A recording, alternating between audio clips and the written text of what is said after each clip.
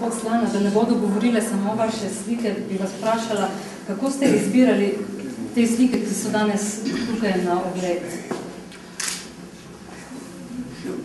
Nekako idejo sem imel, ker so dva prostora, da bi v enega postavil stvari, ki so bolj figurativnega značaja, nekoliko bolj te tradicionalne slike.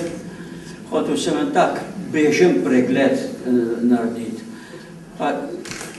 V tem prostoru pa to, kar zdaj delam zadnje čase.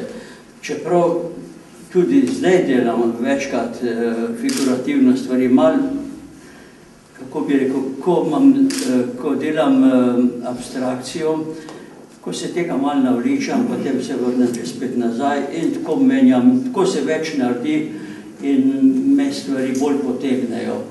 Ne moram se ukalupati v eno smer, kar je sicer danes zelo moderno. Sem radoveden in skušam vedno nekaj novega.